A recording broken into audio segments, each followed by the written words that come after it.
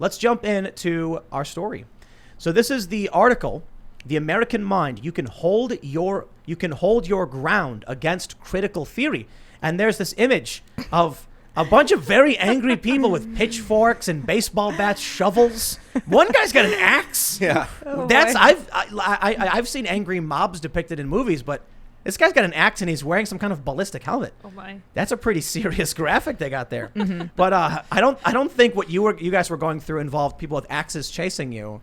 Not literally, no. No, not literally. But I guess the gist of your story is that you run an organization, and wokeness, critical race theory started to emerge, and you guys fought back. So why don't you just tell me from the beginning, like what happened? Yeah. So I actually joined Twitter almost a year ago, because we were dealing with what we could tell were some sort of ideological strains of thought happening within the organization. And with those strains of thought, some very specific, strongly worded requests around how the organization should proceed. So what does your organization do? Right. So we're doing the trainings for people who work with survivors of trauma. So we're training lay people, so people who do not have clinical training, in how to better serve the people that they are helping. Cool. So so what happened with these ideologies? So it's connected to, psychology, counseling, and those fields are influenced now in part by critical theory, which is an academic theory. And while most people, I think the language is kind of a hard part about this, because, when you use a word like woke, it's really loaded and it's becoming kind of a pejorative, and people will resist that. And, okay, you're just using woke to say like anything I don't like that's coming from the left. It's just sort of this vague word that catches everything and you don't even really know what it means. So if you don't mind, how about I'll pull up critical theory as Wikipedia defines it, not the perfect definition, but for those that we want to avoid, loaded phrases. Yeah. They say, critical theory is a Marxist approach to social philosophy that focuses on reflective assessment and critique of society and culture in order to reveal and challenge power structures. With origins in sociology and literary criticism, it argues that social problems are influenced and created more by societal structures and cultural assumptions than by individual and psychological factors. Maintaining that ideology is the principal obstacle to human liberation, critical theory was established as a school of thought primarily by the Frankfurt School theoreticians. Yeah. Herbert Marcuse, Theodor Adorno, Walter Benjamin, Erich Fromm, and Max Horkheimer. Horkheimer described a theory as critical insofar as it seeks to liberate human beings from the circumstances that enslave them. Yes. So this is what Marxist liberation from systems of power and oppression, orchestrated by humans on behalf of other humans, or humans collectivizing in order to liberate themselves from hegemonic oppression. So definitely Marxian in nature. The thing is, though, and where it gets hard is, even though people are very influenced by the ideas of critical theory, and we're seeing this all over our country at this point, in schools, in the military, in medicine, a lot of people who have embraced the ideas of critical theory wouldn't call it that. They don't know. They wouldn't say, "Oh, I'm a critical theorist. I believe in critical theory." So while they have accepted many of the tenets and they're using the jargon, like, "Oh, there are systems of power and oppression, and we need to examine these power structures and make sure that we're not complicit in perpetrating abuses or perpetrating oppression." So we're all familiar with that language at this point. If you were to, ask the average person, like, "Oh, like, where would you say your ideas are coming from?" They might say something just like social justice. It's social justice. I'm doing social justice. And so it's like, that's great. I'm for that, but they're not maybe aware of the actual roots of this thing and how the aims of it, and so they end up aligning themselves with a theory that is fundamentally, and this is why I think it's so important to speak out about it, is it's dehumanizing. Definitely. So, and we felt that. And so, in terms of that image being somewhat sensational with all the pitchforks and whatnot, it still is, and many other people, because when I posted this story on Twitter and it ended up being spread abroad. And so, well, let's start. I'll start from the I'll give you a left argument, I suppose, or okay. critical theorist argument. Yeah. So you run this organization, mm-hmm. and you start noticing this ideology. Mm-hmm. The first question you'll probably get is, well, what's wrong with someone speaking up and trying to have racial justice within your company? Are you against that? No, not at all. In fact, I share those same values, and I think we might differ in strategy. And then what happens is when you say I differ in strategy, they say it sounds like maybe you're unwilling to investigate your white privilege or your whiteness or how you're complicit in this system. It sounds like you're not really ready to talk. So it quickly shifts from the idea to you. What was the first thing that happened that you noticed? Right. So actually the first time the rubber really met the road, we were like, okay, wait a minute. And so first of all, Curtis runs the staff. I'm technically a volunteer for the organization and have been on the board, the governing board. I couldn't help but notice that Curtis is a white male.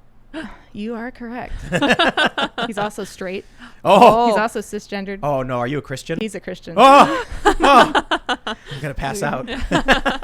What's it? 5 things. But, it's a trifecta. It's a oh, man. That's like way more. But I jokingly, but I do bring it up because I'm sure that with him running the staff, absolutely, that was immediately a point that people brought up. So, again, I shouldn't interrupt, but, so what did you notice? No, it's an important point. Well, I mean, he might be able to speak to this more because he was beginning to feel like I don't even have the right to, or it's hard for me to contradict my own staff in certain ways, based on how they're presenting these things to me as though these are non-negotiables. Well, so what were they presenting? Like, what happened? Yeah. I mean, so I would say that the first time that I felt like I ever kind of even hit the pause button, because first of all, I hired all these people. I love these people. They're not people that are carrying pitchforks. Exactly. I mean, when you try to have these conversations, of course you're trying to get people's attention. So I'm glad that we are attentive to this conversation now. And so all these people, I hired them. They did great work in so many ways for so many years. I'm proud of what we accomplished together, and I love and care about them. And it was an honor to partner together as well as support them in all the ways that I was able to. And the first time that I ever felt the need to push pause on and really kind of analyze their approach to providing the mental health resources that our organization's mission offers was when affirmative care came up, and when we were trying to talk through our guidelines of really being welcoming, inclusive, and a space that, of course, the shared value of everybody being able to have access to what we had to offer and to feel comfortable and be able to receive from that time in that educational space. So that is where things began to surface, was around the strategy of how to welcome and include people. And so right, and specifically around gender identity and the use of gender pronouns. So it was an issue of speech and compelled speech, because at first, was this you guys introducing a policy, or was this something brought to you like wanting a new policy? No. So the way the organization is structured is we're a training organization. So we have trainers who are contract employees who are all over the world. They're scattered different places, and they lead trainings for us. And then we have a central team at headquarters that oversees the training program.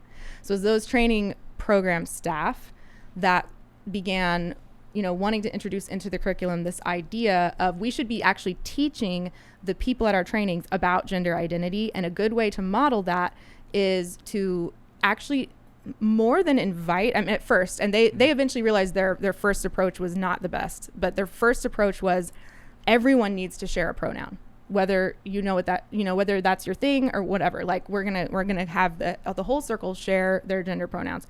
I mean, there were comical moments because like we train everybody in the world, and even the people who come to where we are locally and are trained with us are coming from all over the world. Aren't there many languages that don't have pronouns?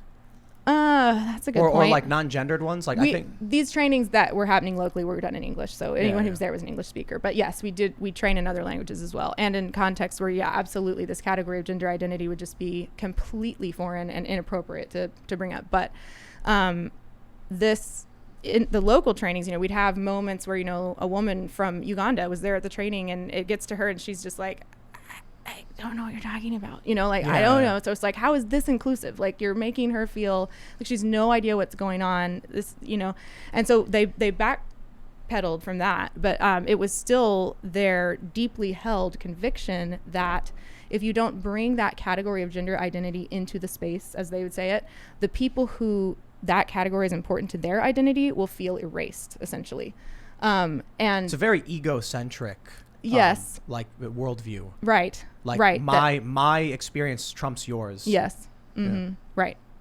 And the fact also that even though some of our training staff were licensed clinical mental health professionals, these training spaces are not clinical spaces.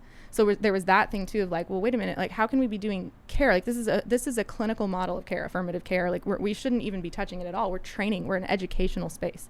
No one is signing confidentiality waivers to be here. No one is receiving therapeutic care from you.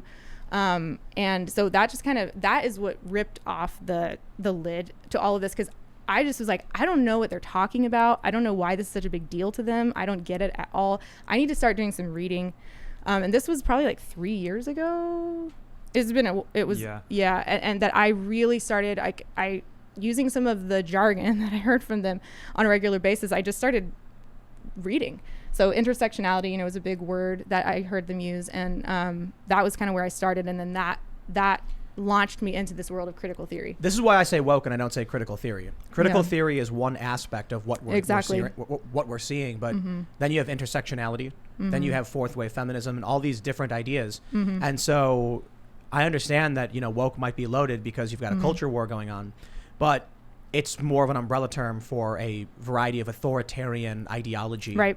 It's a moral framework that believes in their own superiority, much like many fundamentalist religions. It's unassailable. You can't examine it. You can't challenge it. Right. So that to me was what raised the red flags. It was like, hey, I'm totally happy for you to disagree with me. Like that's why we hired diverse people. So we wanted the strength that comes from different perspectives.